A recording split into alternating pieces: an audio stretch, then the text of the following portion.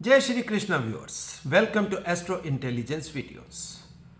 दर्शकों, कल भारत के लिए बहुत निराशाजनक दिन रहा। फाइनल में ऑस्ट्रेलिया के हाथों करारी शिकस्त झेलनी पड़ी। ऐसा नहीं था कि भारतीय टीम ने मेहनत नहीं करी।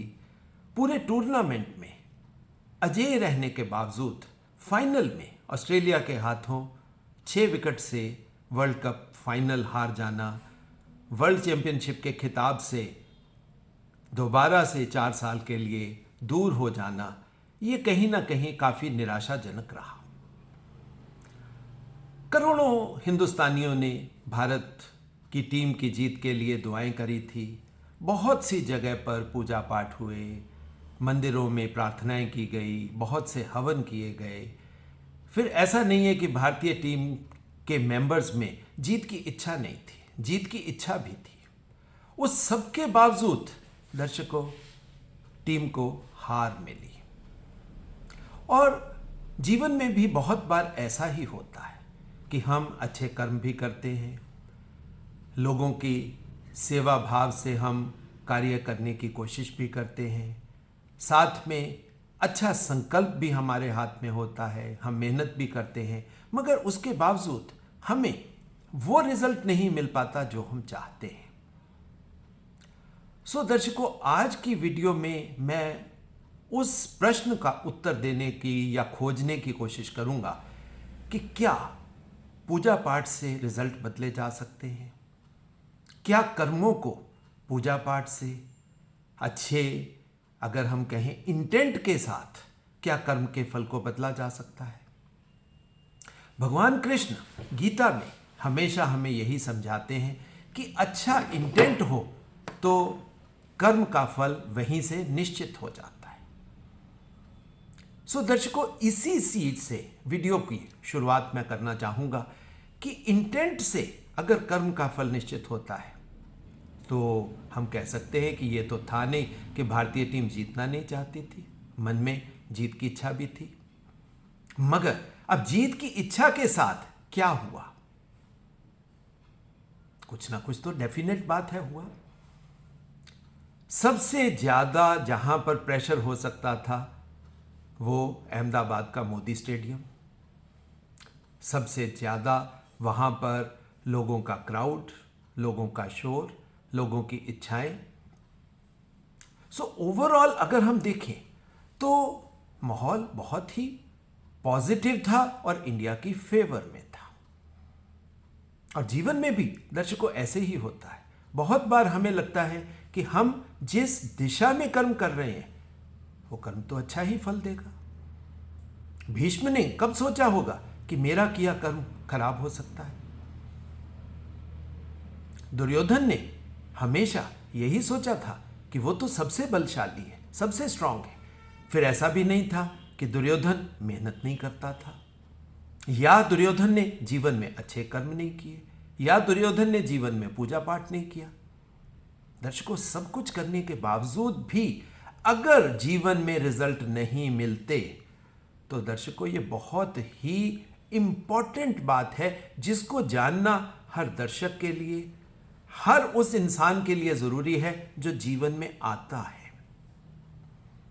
भगवान कृष्ण ने हमें समझा दिया, मगर उसको आज मैं ज्योतिष शास्त्र के माध्यम से आपको समझाने का प्रयास करूंगा कि क्या पूजा पाठ से कर्म बदल सकते हैं? क्या अच्छे कर्म बदलने से कर्मों का फल निश्चित किया जा सकता है?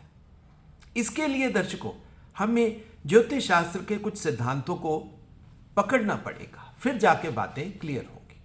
सबसे पहले दर्शकों, ज्योतिष शास्त्र में हमें एक खास चीज दी गई है और वो है कि ये जो जीवन है हमें मिला, जीवन तो फिजिकल बॉडी है, ये जो फिजिकल शरीर हमें मिला है, इसको चलाने वाला जो मन है, जिसको हम कहते हैं मनस, वो है ड्राइवर, वो ड्राइविंग फोर्स है दर्शकों। और जब भी ड्राइविंग फोर्स की बात आएगी तो जीवन को, यानी कि जिस शरीर को, जिस फिजिकल बॉडी को हम कहते हैं कि इसके अंदर जीवन है और उसी के थ्रू हमारी दुनिया बनी होती है, उसको चलाने के लिए अंदर मन बैठा है। सो ये दो डिफरेंट बातें हैं जिससे हमें समझना है। क्या अकेला शरीर कर्मों के फल को निश्चित कर सकता है, या क्या अकेला मन कर्मों के फल को निश्चित कर सकता है? मन को हम ज्योतिष शास्त्र में चंद्रमा के साथ ले लेते हैं, और शरीर को हम हमेशा देखते हैं प्रथम भाव से, फर्स्ट हाउस से। वैसे तो शरीर के बाकी डिफरेंट अंग अगले भावों में उसके बारे में बताया जाता है, मगर शरीर का जो मेन फिजिकल बॉडी की बात होती है वो कहा जाता है कि वो आपका प्रथम भाव है। और सप्तम भाव को हम मानते हैं कि वो शरीर की वो चीजें हैं जो सामने से दिखाई नहीं देती, यानी जो शरीर की चीजें किसी को भी दूसरे को दिखाई दे सकती हैं, वो है प्रथम भाव। यानी कि वो है हमारी फिजिकल बॉडी। कैसा शरीर है, पतला है, मोटा है, लंबा है, ऊंचा है, जैसा भी है, मतलब वो जो शरीर है वो शरीर प्रथम भाव का सब्जेक्ट है। और सप्तम भाव है हमारे अंतःकरण की बात, यानी कि जो हमारे अंदर पड़ी बात है। मगर मन को ज्योतिष शास्त्र में चतुर्थ भाव के साथ दर्शा दिया गया है। मगर यहीं पर बातें पूरी क्लियर नहीं होती। क्यों नहीं क्लियर होती? क्योंकि सिर्फ इतना कहने से लोगों को कर्म के बारे में समझ नहीं आता। अब कर्म के लिए हमारे ज्योतिष शास्त्र में कौन सा भाव है? वो है दशम भाव, 10th हाउस। 10th हाउस हमारे कर्मों के साथ निश्चित हो जाता है। अब अच्छे कर्म, पूजा पाठ, वो हमारे 9th हाउस के साथ चलते हैं। अब आप देखिए दर्शकों, यहां पर यही तो खेल है जिसको आपको समझना है। और जिन जिन लोगों ने इस खेल को समझ लिया वो सही ज्ञान लेने के हकदार हो गए, और वो जीवन के कर्मों के फलों को सही तरीके से समझ पाएंगे। सप्तम भाव है हमारा अंतःकरण, हमारी अंदर की चीज जो बाहर से दिखाई नहीं दे रही मगर अंदर हमारे है। और सप्तम भाव में क्या चीज है जो अंदर है, बाहर दिखाई नहीं दे रही? वो है दर्शकों शनि। शनि बाहर से दिखाई नहीं देगा मगर अंदर है, और उच्चतम अवस्था में, एग्जॉल्टेशन में है सप्तम भाव में। और सप्तम भाव किसका है? शुक्र का है। अब शुक्र को हम जानते हैं शुक्राचार्य से। ये सूर्य के सबसे बड़े मंत्री भी हैं और सबसे बड़े गुरु भी हैं। जीवन की नॉलेज, सबसे ज्यादा नॉलेज की अगर हम बात करेंगे तो वो शुक्राचार्य के पास ही है। बृहस्पति यानी जुपिटर के पास क्रिएशन की नॉलेज है, मगर लाइफ की नॉलेज, लाइफ को जीने की, यानी कि क्रिएशन से लेकर मृत्यु तक जो बीच का छोर है, जिसको हम जीवन जीने की बात कहते हैं, वो है शुक्राचार्य के पास। सो शुक्राचार्य के पास कह लीजिए या शनि की एग्जॉल्टेशन के अंदर कह लीजिए, वो रहस्य छुपे हुए हैं जो जीवन को जीने के लिए और जीवन में अच्छे रिजल्ट लाने के लिए समझने बहुत जरूरी हैं। जिस इंसान ने शुक्र और शनि को डिनाउंस कर दिया, छोड़ दिया, उनके बारे में बुरा बोल दिया कि शुक्राचार्य तो असुरों के देवता हैं, तो आपको जीवन कैसे समझ आएगा? और कहीं आपने शनि के बारे में उल्टा पुल्टा बोलना शुरू कर दिया, बुरे विचार लाने शुरू कर दिए, तो शनि से कर्मों का फल आपके लिए कैसे बनेगा? क्योंकि किसी को भी अच्छा बुरा बोलने से पहले उसको समझना बहुत जरूरी होता है। अब दर्शकों, ये जो बात है इसको मैं आपको बताना चाहूंगा, समझाना चाहूंगा कि कभी भी किसी के बारे में जब हम बुरे विचार बनाते हैं, किसी को कहते हैं ये इंसान अच्छा नहीं है, इंसान बुरा है, इसके अंदर किसी को मारने की, किसी के साथ ईर्ष्या करने का, किसी के साथ द्वेष करने की भावनाएं हैं। अब किसी के अंदर भी बाहर से देखने में तो कुछ नहीं दिखेगा, वो प्रथम भाव, उसके अंदर क्या पड़ा है वो है उसका सप्तम भाव। अब सप्तम भाव की चीजों को समझना कैसे पड़ेगा आपको? यही बात है जहां पर बहुत से लोग थोड़ा सा गड़बड़ कर जाते हैं। देखिए, किसी के अंदर की चीजों को भी समझने के लिए, जैसे प्रथम भाव को समझने के लिए हमें एफर्ट्स यानी प्रयत्न कहाँ से करने पड़ते हैं? वो थर्ड हाउस से करने पड़ते हैं। अब थर्ड हाउस, सप्तम का थर्ड, अब सप्तम का थर्ड कौन सा हुआ? वो तो नाइन्थ हाउस हुआ। और नाइन्थ हाउस में ही देखिए मूल नक्षत्र पड़ा है। अब मूल नक्षत्र किसका है? केतु का है। अब मूल नक्षत्र के अंदर ये क्वालिटी है कि वहां पर हम अपने जड़ तक जाकर जो चीजें हमारे अंदर डीपेस्ट लेवल तक पड़ी हैं, हम उसको समझ सकें। सो केतु कह लीजिए, केतु के साथ क्योंकि नाइन्थ हाउस जुपिटर का है, तो हमारे क्रिएशन के अंदर कुछ ऐसी चीजें हो सकती हैं जो हम पिछले जन्मों से कैरी फॉरवर्ड करके लाए हुए हो सकते हैं। अच्छी भी विचार हो सकते हैं, उसमें नेगेटिविटी भी हो सकती है। अब नेगेटिविटी या पॉजिटिविटी, अब यहीं से वो भगवान कृष्ण के उस उपदेश को याद कर लीजिए कि आपके इंटेंट से ही कर्म का फल निश्चित होगा। आपके मूल के अंदर क्या है? यहां पर मैं मूलाधार चक्र की बात नहीं कर रहा हूं दर्शकों, मैं मूल नक्षत्र की बात कर रहा हूं। और मूल नक्षत्र के अंदर, क्योंकि मूल नक्षत्र केतु का है, उससे आपके पिछले जीवन का पता लगता है। आपके सॉफ्टवेयर के अंदर आपकी लीनिएज में आप क्या लेकर आए हो, वो पता लगता है। तो पहले हमें जुपिटेरियन भाव में जाकर, नाइन्थ हाउस में जाकर, अपने मूल नक्षत्र में जाकर उस केतु को खंगालना है।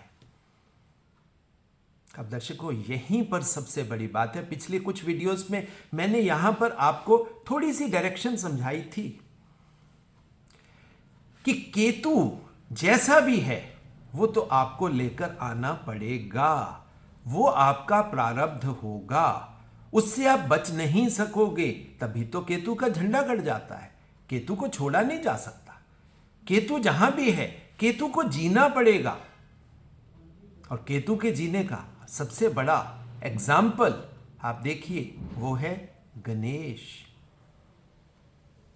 भगवान शिव के बेटे होने के बावजूद, पार्वती के बेटे होने के बावजूद उनके सर को कटना पड़ा। अब सर का कटने का मतलब क्या है? कि उसकी लीनिएज, उसका थॉट प्रोसेस पॉजिटिव नहीं होगा, यानी सही मनोभाव से वो बच्चा उस जीवन में नहीं आया होगा। और जिसका भी इस तरह की जन्म होगा उसका सर तो कटेगा, नया सर लगेगा, तब भगवान गणपति नए सिर के रूप में उसके अंदर स्थापित हो जाएंगे। अब दर्शकों, यहीं से वो पूजा पाठ का खेल शुरू होता है। वो यहीं से आप समझ सकते हो कि पूजा पाठ एक्चुअल में क्या है। हम अच्छे बुरे विचारों के साथ ही पैदा होते हैं। पिछले जन्मों से हम बहुत सी लीनिएज लेकर आते हैं। अब वो लीनिएज पॉजिटिव भी हो सकती है, नेगेटिव भी हो सकती है, मगर उसको बिना समझे अगर हम सीधा सीधा कर्म में प्रविष्ट हो जाए, यही गलती दुर्योधन करता है, यही गलती भीष्म करते हैं, यही गलती गुरु होने के बावजूद कृपाचार्य, द्रोणाचार्य सब कर रहे हैं। We start living with the flow of energies available to us. और यही गलतियां हम सब लोग भी तो कर रहे हैं। हम क्या कर रहे हैं? जो एनर्जी का फ्लो, जो क्वालिटीज हमें पीछे से मिली हैं, हम सिर्फ बिना उसको समझे उसके फ्लो के साथ ही जीना शुरू करते हैं। हमारी IQ अच्छी है, हम उसका यूज करना शुरू कर देते हैं। हमारी वाक शक्ति अच्छी है, यानी कम्युनिकेशन स्किल्स अच्छी हैं, हम उसके थ्रू चलना शुरू कर देते हैं। हमारी परसेप्शन अच्छी है, उसके थ्रू चलना शुरू। हम उसको समझने का प्रयास नहीं करते, उस लॉजिक को समझने का प्रयास नहीं करते कि ये अगर हम सोचते हैं कि अच्छी क्वालिटी है तो ये हमारे पास क्यों आई है, इसका कोई पर्पस होना चाहिए। उसके मूल को बिना जाने हम तुरंत कहां भाग जाते हैं? आप देखिए, कर्म के भाव में। अब अंतःकरण से करण का भाव कौन सा हुआ? तीसरा भाव है आपके एफर्ट्स का, यानी आपको अपने मूल को पहले पहचानना है। जब तक आपने अपने मूल को ही नहीं पहचाना और आप सीधा कर्म के क्षेत्र में चले गए, यानी कि 10th हाउस में चले गए, तो 7th से 10th कौन सा हुआ? बाहर से देखने में दर्शकों ये लगेगा कि ये सुख स्थान है, और एक्चुअल में ये सुख स्थान है, क्योंकि 7th का 4th हो गया। कर्म करना हमें अच्छा लगेगा, इसी वजह से हम उस एनर्जी के फ्लो के साथ जीना हमें कंफर्टेबल लगता है। हाँ। जब ये तथ्य, ये सत्य, ये फैक्ट आपको समझ में आ जाएगा तो दर्शकों, अब आपको समझ में आता है कि गलती कहाँ पे होती है, वर्ल्ड कप कैसे हमारे हाथ से छूट जाता है, कर्मों का फल क्यों हमें नहीं मिलता। क्योंकि पूजा पाठ वो तो जुपिटर का सब्जेक्ट था। जुपिटर में हमने 9th हाउस में हमने पूजा पाठ कहीं ना कहीं से सुपरफिशियल लेवल पर कर लिया। अब आप क्लियरली समझिए इस बात को, बिना जाने बिना समझे कि पूजा पाठ से कोई फायदा होगा, हमने पूजा पाठ को पकड़ा क्योंकि हमें शास्त्रों में बताया गया था कि पूजा पाठ करने से बेनिफिट होता है।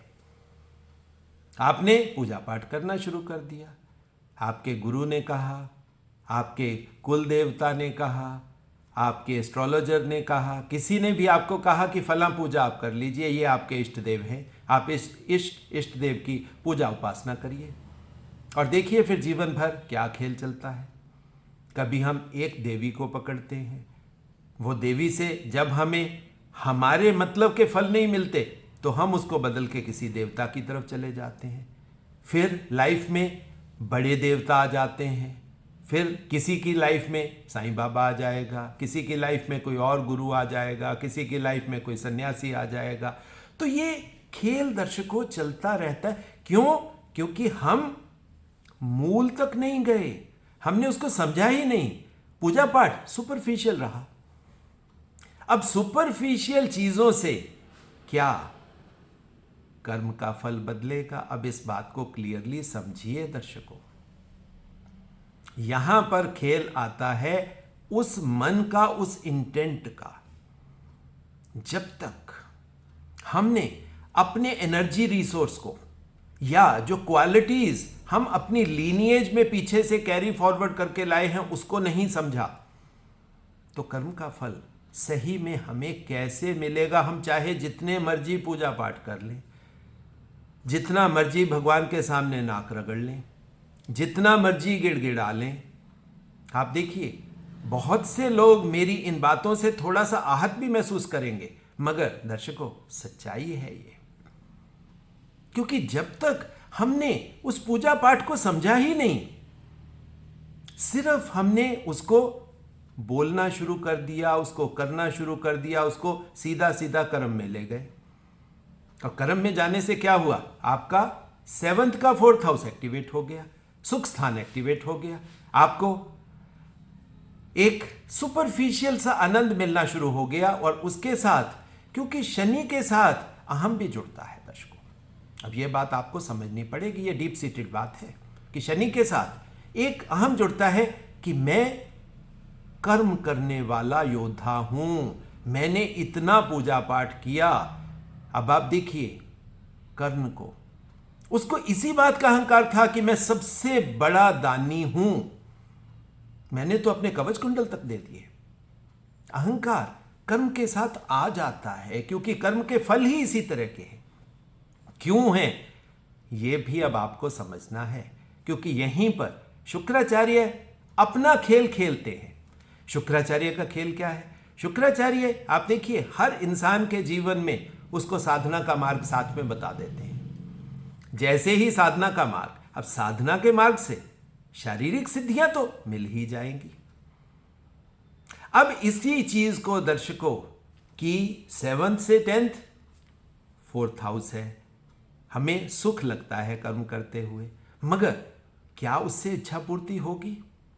क्या आपका 11th हाउस 7th से 5th हो जाता है, यानी कि कर्म का बच्चा बन गया, कर्म का बाई प्रोडक्ट। अब बाई प्रोडक्ट वर्ल्ड कप मिलेगा या नहीं मिलेगा? सिंपल बात है। अब वर्ल्ड कप तो एक टीम को ही मिलना है। अब 2 टीम खेल रही हैं और दोनों टीमों में 11-11 प्लेयर खेल रहे हैं, फिर पीछे थिंक टैंक है, कोचेज हैं और पूरे देश की इच्छाएं उसके साथ जुड़ी हुई हैं। बहुत बड़ा खेल है दर्शकों ये। और फिर भी एक को जीतना है और एक को हार जाना है। अब ऑस्ट्रेलिया क्यों जीता? अब यहीं पर आपको बात को थोड़ा सा अंदर जाकर समझना है।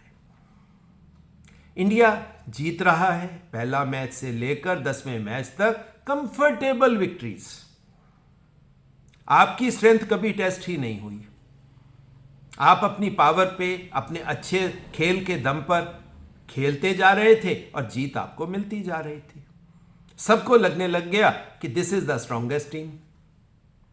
मगर दर्शकों, अब मैं आपको एक अंदर की बात बता रहा हूं यहां पर कि विक्ट्री और डिफीट में कहां पे खेल हो जाता है। और वो खेल हुआ जैसे ही सेमीफाइनल लाइनअप क्लियर हुई। इंडिया, ऑस्ट्रेलिया, साउथ अफ्रीका और न्यूजीलैंड, तुरंत बातें आनी शुरू हो गई कि final match India south Africa का होगा। जब इंडिया ने न्यूजीलैंड को हरा दिया, सेकंड सेमीफाइनल, पूरे के पूरे इंडियंस, पूरा थिंक टैंक, पूरे सब लोग पीछे से क्या थॉट प्रोसेस आ रहा था कि साउथ अफ्रीका को जीतना चाहिए। क्यों हम साउथ अफ्रीका को जिताना चाहते थे? क्योंकि हमारे मन के अंदर ऑस्ट्रेलिया से डर था। यह डर ही तो इंटेंट था। और यही चीज फाइनल से पहले आप देखिए क्लियर हुई। सिर्फ एक हमारे कप्तान को छोड़कर किसी में भी पॉजिटिव इंटेंट नहीं था। सारे प्लेयर डर के खेले, इतना डिफेंसिव खेले जितना पहले 10 मैचेस में वो defensive thought process, defensive mental, जैसे मतलब हम कहते हैं ना कि दिमागी खेल, डिफेंसिव तो वो कभी थे ही नहीं थे। मगर फाइनल में जाते ही क्योंकि ऑस्ट्रेलिया से डर था। और इस डर ने चाहते ना चाहते ऑस्ट्रेलिया के संकल्प को ज्यादा स्ट्रांग कर दिया। ऑस्ट्रेलिया उसी बात पे बैठ गया कि ये हमसे डर रहे हैं। ऑस्ट्रेलिया ने पॉजिटिव गेम खेली, इंडिया ने डिफेंसिव गेम खेली और वहीं से जीत का रास्ता क्लियर हो गया। करारी हार। और वैसे देखा जाए ये फाइनल ना होता तो इंडिया ऑस्ट्रेलिया को आराम से हरा देता, क्योंकि वहां पर वो एक्सपेक्टेशंस का खेल ना आता, वो संकल्प का खेल ना आता। दर्शकों, पूजा पाठ में ये जो संकल्प वर्ड है, ये सबसे बड़ा प्लेयर है। और संकल्प किसका होता है? आप दोबारा से ज्योतिष शास्त्र में वापस जाइए। संकल्प किसने लेना है? संकल्प लेना है आपके मन ने। संकल्प मन से है। भगवान कृष्ण भी तो यही कह रहे हैं, मन का इंटेंट। उन्होंने शब्द इंटेंट यूज कर दिया, मगर एक्चुअल में वो यही कह रहे हैं कि संकल्प आपका सही होना चाहिए। अगर संकल्प सही है, पॉजिटिव है, रिजल्ट उसके साथ निश्चित हो गया। दुर्योधन हमेशा अर्जुन से, भीम से डरता था। नेगेटिव थॉट था कि ये मुझसे जीत जाएंगे। और जब भी इस तरह का खेल होता है दर्शकों, दूसरी टीम जीतती है, क्योंकि आपके मन के अंदर डर है। मन के अंदर वो पॉजिटिविटी नहीं है जहां से रिजल्ट बनेगा। इंडिया को हारना था क्योंकि मन के अंदर डर था ऑस्ट्रेलिया से। और हम इस चीज को एडमिट नहीं करते एक्चुअल में, क्योंकि हम, स्पेशली हम इंडियंस, इतने ऑनेस्ट नहीं है एडमिट करने में। गेम अच्छी खेलते, ठीक है, देखो एक को जीतना है, को हारना है, फाइटिंग मैच होता, कोई भी टीम जीत सकती है, वो नॉर्मल स्पोर्ट्स की बात है। मगर कल ये नॉर्मल स्पोर्ट्स नहीं थी। कल इसमें नॉर्मल कुछ भी नहीं था।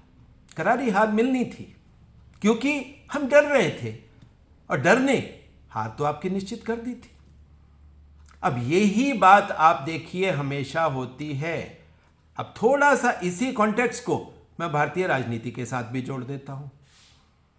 पिछले इलेक्शंस में आप देखिए, जब मनमोहन सिंह गवर्नमेंट थी, मोदी एक छोटे से राज्य के सेनापति कह लीजिए, मुख्यमंत्री कह लीजिए, वो थे। पार्टी ने उन्हें प्रोजेक्ट किया। पूरी की पूरी कांग्रेस गवर्नमेंट डिफेंसिव हो गई, डर गई थी। सारा उनका फोकस एक ही आदमी को लेट डाउन करने के ऊपर आ गया था। अब जब आप नेगेटिव थॉट प्रोसेस के साथ मैच खेल रहे हो तो भाई कैसे जीतोगे? यही चीज कमोबेश, यही स्थिति सेकंड लोकसभा इलेक्शंस में हुई। मगर अब आप देखिए खेल उल्टा हो रहा है। अब मोदी और अमित शाह राहुल गांधी से डर रहे हैं। जिसको वो पप्पू बोलते थे, जिसको मजाक बनाते थे, पूरी पार्टी ने उनका मजाक बनाया। अब सिचुएशन ये है कि उनसे डर रही है सरकार। जब साहेब डरेंगे, सरकार डरेगी, मंत्री डरेंगे, तो डर से रिजल्ट तो बन गया। दर्शकों, मेरी बातें कुछ लोगों को कड़वी लगेंगी, चुभेंगी, मगर आप देखिए जीवन में आपके सामने इस तरह की चीजें रेगुलर आएंगी और इसमें कोई प्रेडिक्शन नहीं, कोई कुछ नहीं। ये क्या है? ये this is simple energy flow. हमारे बड़े बड़े एस्ट्रोलॉजर्स ने प्रेडिक्ट किया था इंडिया जीतेगा, नहीं जीतना था, पहले मालूम था इस बात का। मगर क्योंकि मैं इस कभी भी, क्योंकि स्पिरिचुअल एस्ट्रोलॉजी में हम लोग इन चीज़ों से दूर रहते हैं, मगर बहुत सी चीज़ें हैं जो सामने पड़ी होती हैं। स्टूडेंट्स के साथ हम डिस्कस कर सकते हैं, प्यार से किसी से बात कर सकते हैं। अगले इलेक्शंस में भी दर्शकों यही कुछ है। आगे भी अगर आप भी जीवन में इसी तरह के मनोभाव के साथ, इसी तरह के इंटेंट के साथ, इसी तरह के बाहर से कहने में संकल्प मगर बहुत वीक और नेगेटिव इंटेंट के साथ अगर आप किसी भी युद्ध में जाएंगे तो जीतना तो दूर की बात, क्योंकि आप कामना ही तो हार की कर रहे हो। और जब हार की कामना कर रहे हो तो विक्ट्री, जीत कैसे दर्शकों मिल सकती है किसी को भी? ये जो बात है ये भगवान कृष्ण बहुत सिंपल शब्दों में बताते हैं। ज्योतिष शास्त्र बहुत सिंपल शब्दों में बताता है कि भाई कर्म का भाव आपके ज्ञान के भाव के बाद है, आपके पूजा पाठ के भाव के बाद है। सो कर्म आप कैसे करो? कर्म में सबसे बड़ी बात है कि आप पहले ज्ञान को अर्जित करो। आपको सबसे बड़ी बात अपने अंतःकरण पे, हम कहते हैं ना, हमें अपने अंदर की आवाज को सुनना चाहिए। अब अंदर की आवाज दर्शकों कौन सी है? वो तो आपके सप्तम भाव की आवाज है। यानी कि जो चीज बाहर से दिखाई नहीं दे रही आपके अंदर है, वो उसकी आवाज है, वो शुक्राचार्य की आवाज है, वो शनि की आवाज है। तभी तो शनि को विक्ट्री कारक प्लेनेट बोला गया। यानी अगर संकल्प पॉजिटिव हो गया तो वो ही शनि दशम भाव में सुख के रूप में आपको विक्ट्री दे देगा, उस कर्म का फल दे देगा। अगर आपके मन में इंटेंट नेगेटिव हो गया तो क्या होगा? यही चीज आप उस सिद्धांत से भी समझ सकते हो जो ज्योतिष शास्त्र का जो सिद्धांत मैंने आपको 7th हाउस से 10th हाउस यानी के सुख स्थान की बात करी। अब इसी सुख स्थान को आप अप्लाई कर लीजिए 4th हाउस के साथ। ये 4th हाउस आपके मन का घर। मन का सुख किस में होगा? अच्छे इंटेंट में, ताकि शुक्र पैदा हो, शुक्र के रूप में लाइफ का गुरु पैदा हो जाए, शुक्र के रूप से या शुक्र के ज्ञान से आपको वो सिद्धियां मिल जाएं जो आप चाहते हो, और शनि के थ्रू, शनि के कर्म के थ्रू, शनि की मेहनत के थ्रू आपको सुख मिल जाए। ये है अंतःकरण की आवाज।